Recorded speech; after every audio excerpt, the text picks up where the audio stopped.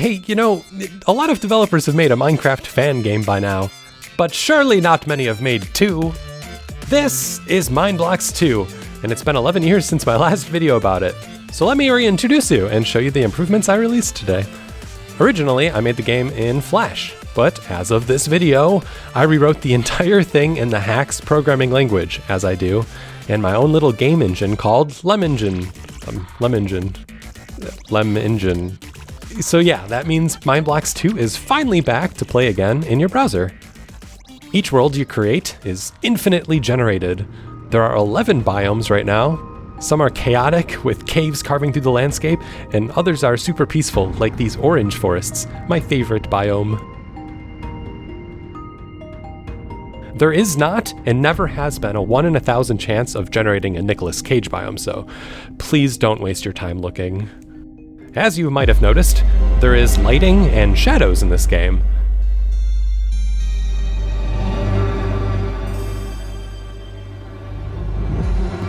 You see, I've always wanted, in games like this, for shadows to depend on the angle of the sun, so a cave can be lit up by a beam of sunlight.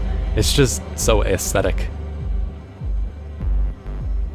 I also made sure the raycasting takes into account the color of lights too, so you can get both the warm color of the torches and campfires, and then the cool color of the ambient moonlight. One neat thing that I just added is how light interacts with water. So like in real life, colors like blue and green travel further underwater than red does, and I've really wanted to mimic that in Mineblox 2. So notice how the warm color of the torch really becomes more blue as it passes through the water. Or look at how this lake actually has depth now, especially compared to the previous version of the game. I mean, this is a huge difference. Anyway, like most blocky games, you can collect resources, craft items and tools, and build stuff. Crafting involves trying different combinations of items, like what happens when you combine peanut butter and a baby. Well, you know. But yeah, I feel like this is a sort of midpoint between Minecraft's crafting grid and how Terraria gives you like a full list of possible recipes. There's also a campfire, which burns fuel and can cook or smelt various items. And one interesting thing is, if you want a bunch of things to cook while you're out exploring, you can add up to 3 slots of items to burn, or if you're in a hurry, you can just fill up more fuel slots, which can speed things up like 3 times faster.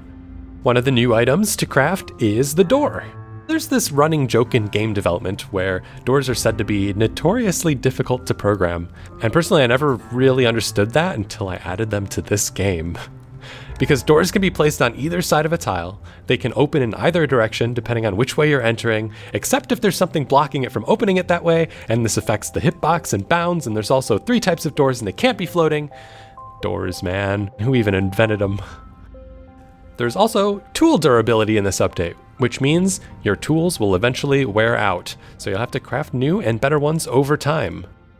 And there are also buckets, so you can finally relocate water and lava.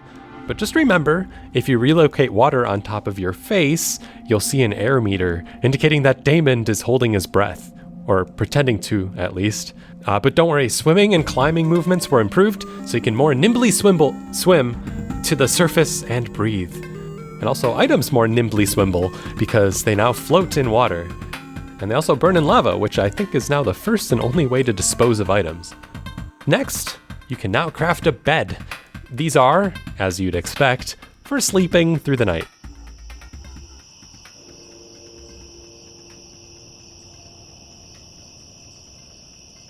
I was feeling a bit cinematic when I added the sleeping animation. You can also sleep through the day if you're doing one of them self-care days. Beds also reset your spawn point, so no need to worry about building your house 500 miles away and then dying and having to... But yeah, other than all of that, I added copper bricks, the ability to cultivate cotton and cacti, and of course a bunch of little bug fixes and stuff. But I just wanted to keep this update cute and small so I can get it back online and alive. So, what's next for the game? Well, soon I would like to start adding sound effects, because currently it's just deafeningly quiet, and it's not just because Damon's mouth is invisible. I think sound effects will be the quickest way to improve the immersion of Mineblox 2. Also, I'm interested in adding more farming features. I mean, currently, there's no food sources, and again, it's not just because Damon can't physically eat. He can, but I think farming would fit well with weather and may inspire how fauna get added to the game finally, so the game doesn't feel so lonely. Speaking of which, multiplayer is, of course, another huge thing that I want to figure out. And last year, I introduced Scavenger Hunt to Mindblocks 1, which is my first multiplayer minigame. So I definitely feel motivated that full survival multiplayer is doable and Mindblocks 2able. All that said, I think it's just super nice that I can work on Mindblocks 2 again. It's good to be back.